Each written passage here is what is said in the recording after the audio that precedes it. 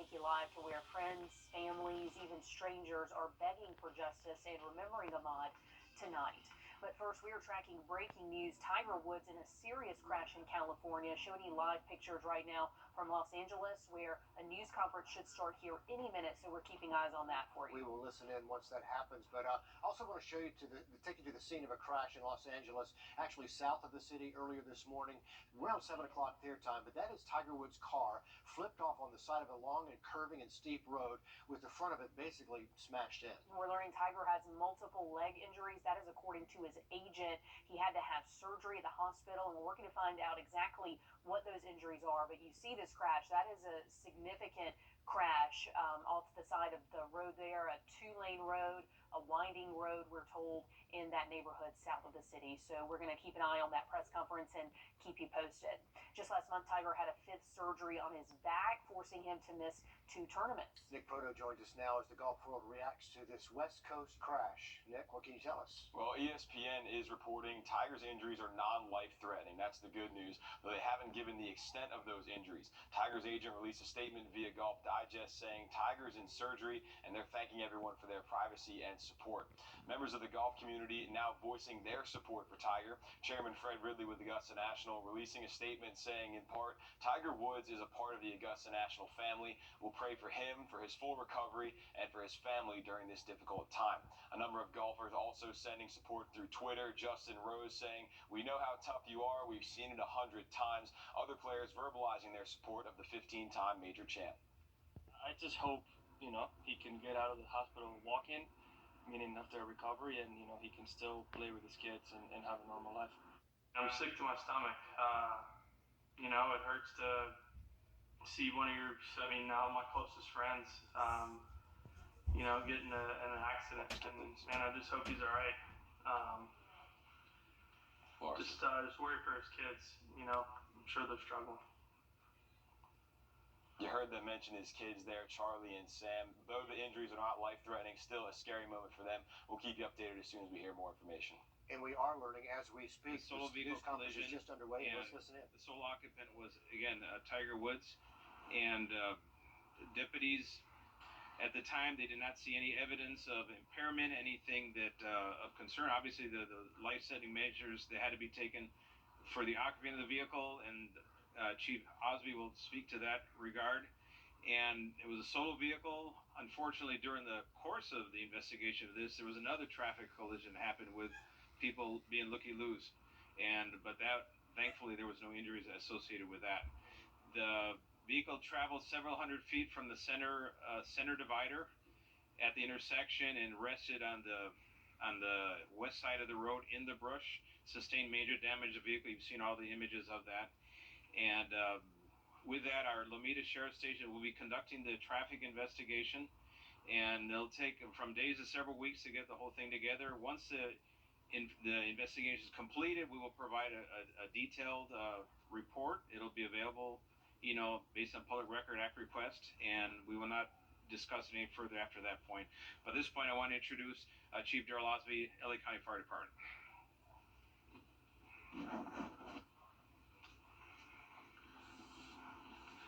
Good afternoon. I'm Fire Chief Darrell Osby of the Los Angeles County Fire Department. At approximately 7:22 this morning, resources from Los Angeles County Fire Station 106 received a report of a solo vehicle accident at the intersection of Hawthorne Boulevard and Palos Verdes Drive North in Rolling Hills Estates. Upon arrival at the scene of the incident with sheriffs on scene, resources and personnel from the Los Angeles County Fire Department observed a single rollover vehicle incident with one person trapped. The person trapped was extricated by the Los Angeles County Fire Department personnel. Earlier, it was stated that the jaws of life was utilized to extricate the person trapped. It was later determined by our personnel that a Halligan tool, which is used for prying, and an axe was also used to pry the person free from the vehicle. The person was packaged at the incident in stable condition with serious injuries, and because of the fact that they needed to be extricated, They were transported to Harbor UCLA Hospital because of the extrication, and Harbor Hospital is also a trauma center. As indicated earlier, there's also a second vehicle accident with no injuries. Thank you. And the vehicle involved is a 2021 Genesis. It's a mid-size SUV.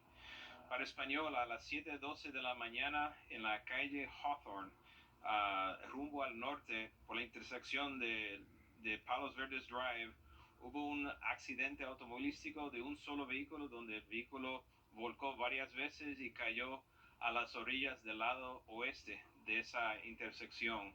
Y el ocupante era el golfista Tiger Woods.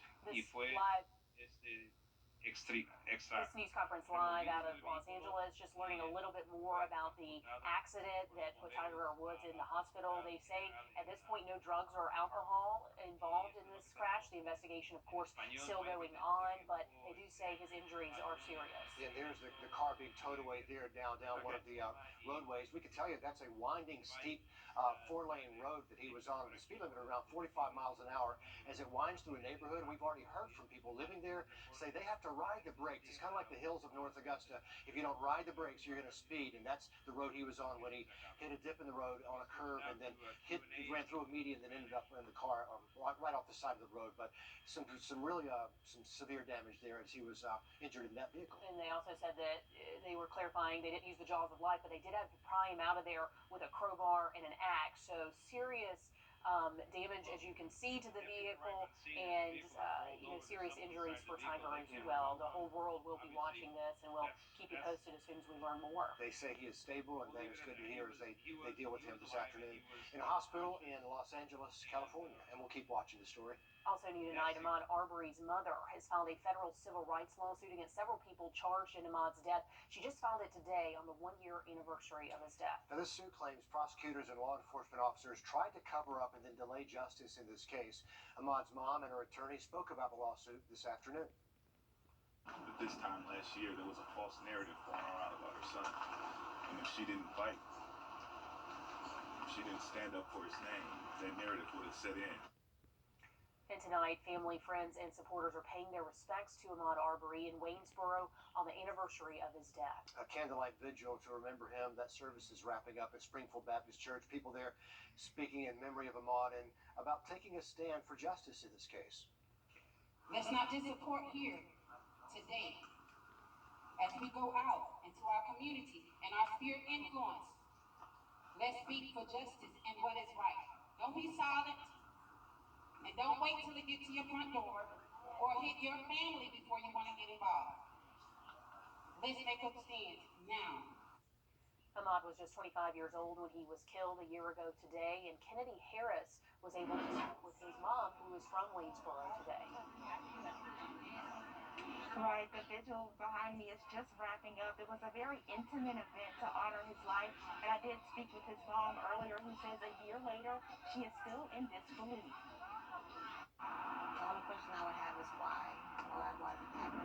Today marks 1 year since 25-year-old Ahmaud Arbery was shot and killed while jogging through a Burnswood, Georgia neighborhood. Since then, a lot has changed, but for his mother, the pain still remains. I wouldn't say that I've healed much. I've learned how to take day by day, sometimes hour by hour. And I pray and I stand on my faith, and God will give me strength. COVID-19 has put a hold on most jury trials, so the 3 men accused of killing Ahmaud sit in jail, awaiting trial. Cooper says the waiting has been hard, but the outpouring of support after Ahmaud's death was appreciated. I was very thankful, because in the beginning it was very dark. I was just happy to come out and spend time with my family, and it was very, very much appreciated. Cooper Jones has spoken at several protests to show support for other moms who have lost their sons too. Mom just wasn't a jogger. He just wasn't, he was a son first, he was a brother, he was a grandson. And Ahmaud was loved, and he was loved by many. What I hope to see is that one day that a black man can feel like he's free to run down the street without being chased and killed. It shouldn't be a question at all. For now, Ahmad's mother says she'll keep pushing through the challenging times and fighting for justice. What's been the hardest part? To just imagine life without Ahmad. I'm very confident that we will get justice, but what's so fearful is that after justice, Ahmad won't be with me. And again, the vigil just wrapped up. A lot of people now are heading over to Ahmad's grave.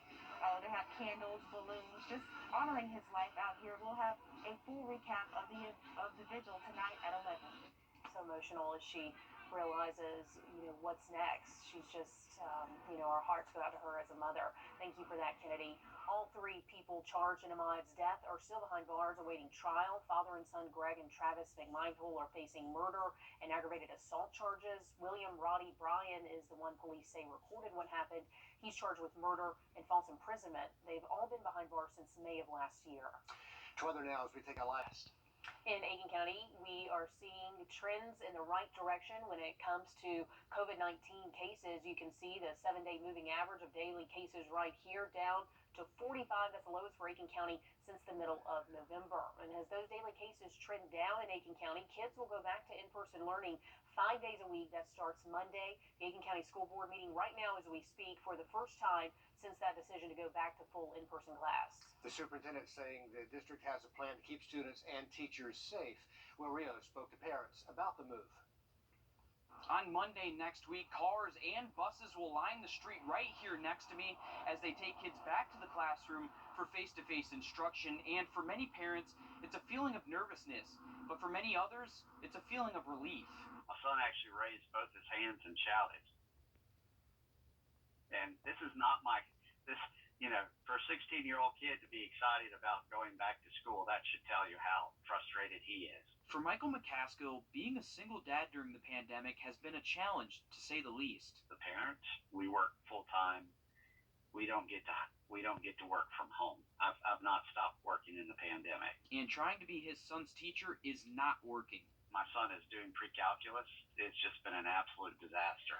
His son is also in the culinary trade school, making school from home nearly impossible. But now, Aiken County Schools will see almost 19,000 students walk through the doors on Monday morning for face-to-face learning. It's just been stressful and a lot of ups and downs, like a lot of ups and downs. One of those downs for Jessica Bland, quitting her job to help teach her 5th grade daughter. I'm fortunate that I was able to.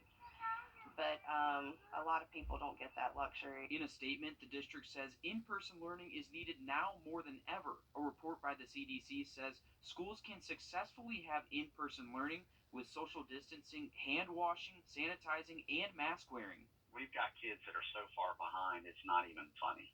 As for teacher vaccines, they are surveying teachers and staff throughout the entire district. And Aiken Regional Medical Center will handle those vaccinations once they're able to be scheduled. In Aiken County, Will Rio, on your side. And the Columbia County School Board also meeting right now. They're expected to talk about COVID-19 updates during the school year and progress on building projects. We're going to let you know what happens in that meeting as well. Columbia County schools have been in person 5 days a week since the beginning of the semester. Now Aiken County will join them.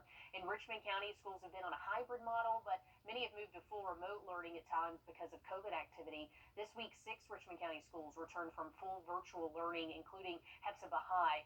Pine Hill Middle is remote until March 1st. And free digital devices are coming for all students and teachers in 5 Richmond County schools. This will make a big difference. Verizon working with the district to get students and teachers those devices along with a 4-year data plan. These 5 Richmond County schools on your screen are the ones getting those devices. And that is free devices and data plans for nearly 3,000 students and 175 teachers. Schools will also have a full-time coach that will help train teachers how to use this technology, how to incorporate it into the classroom, really helping bridge that digital divide that we've really seen throughout the pandemic. That will be a huge boost for them. So taking a look at where we stand at the vaccine rollout now statewide, starting in Georgia, more than 1.7 million people now vaccinated. 84% of the doses in the Peach State have now been given out. In South Carolina, 774,000 people vaccinated. The Palmetto State improving on their distribution. 74% of the doses they've gotten have been administered already. Another one of our hospitals is crossing the river to actually help people get vaccinated in South Carolina. University Hospital had its first vaccine clinic in Aiken County today. And hundreds got the shot, so now both University and AU Health are helping vaccinate people in the Palmetto State. Brady Trapnell looks at how vaccine options are starting to change in Aiken County. Here at Millbrook Baptist Church, they're trying to make vaccination as simple as possible. You just pull into the parking lot, roll down your window. Your appointment has been verified. They'll make sure you're on the list, and then you just walk right in. It's the first day We are here in this community every day. for University Hospital's vaccination effort in Aiken County, but they're no strangers. So it was important to us, just as we're doing in Augusta, to make sure that we get this vaccine to the patients that are most at risk and most needed. Scott Insetti with University helped organize the clinic, along with Rural Health Services. It's our job to reach out into the community and address any health need that is out there. Rural Health provided vaccine, and University made the clinic happen. Carolyn Emanuel McLean says her organization brings trust. With it being a rural area, again, there's transportation issues, and again, just knowing where the events are located. They come to us for the primary care, and we're promoting this.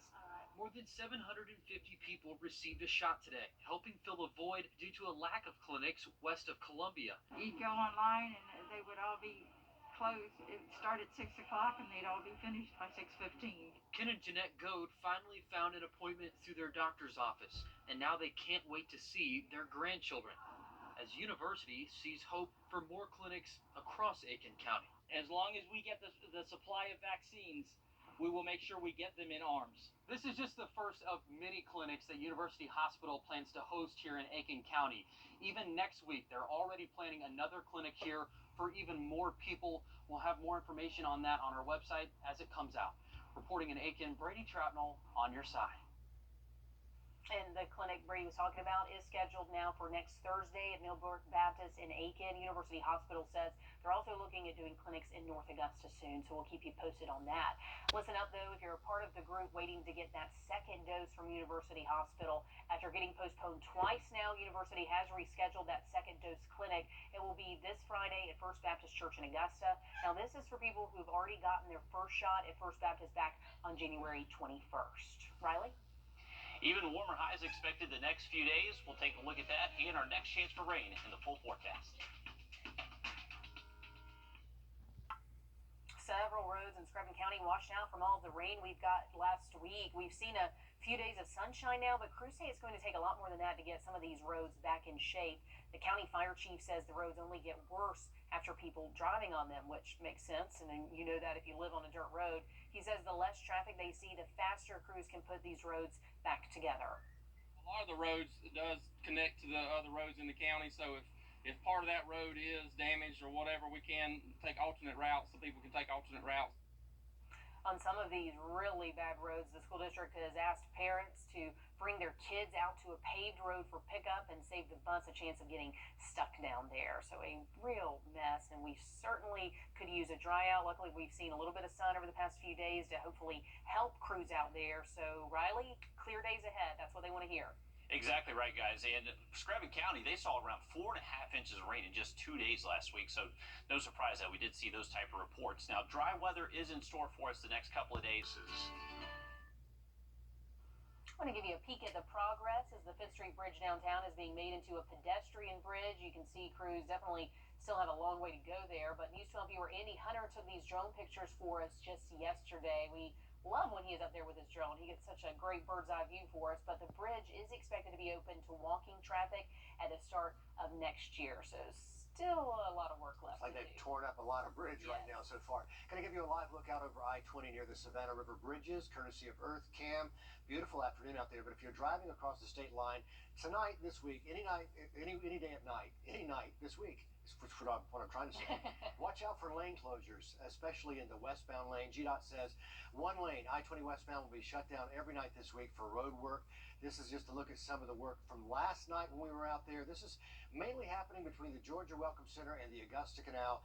Goes on from 8 in the evening until 6 in the morning every night through Sunday. Slow down, watch out. Those crews are out there doing a job, so give them some space and keep them safe. safe. And another heads up for your commute, if you drive on Lewiston Road in the middle of the day, lane closures are happening out that way. This stretch of road from 9 to 2:30 every day this week. This stretch is not too far from the Kroger in Grovetown, right off I-20. It's a 2-lane road. There will be construction crews out there directing traffic, but officials say try to avoid the area if you can. I know that stretch of road gets backed up as it is, so don't want to be stuck in that. Maybe we're going to give you some good news right now. Check your lottery tickets because a winning ticket for the Palmetto Cash 5 was bought in Aiken. It's worth $200,000. That would be my dream, to tell someone to check their pockets for $200,000. And there it is, stuck on the visor of the car, So let us on know the floor. if it's you. But the Food Mart convenience store sold this ticket on Silver Bluff Road, right across from the Food Lion. So if you stopped by there recently, these are the winning numbers. Dig that ticket out on your screen right here. The winner matched all 5 numbers and the power-up number to win $200,000. Winners have 180 days from the date of the drawing to claim their prizes, so that's about 6 months. But why wait? Yeah, seriously. More than 5,000 people won money from this drawing, but we are certainly hoping that missing ticket is yours. Yeah, boy. Riley? Check Hey, the car tonight. Yeah, check those numbers for sure tonight. Mid-70s.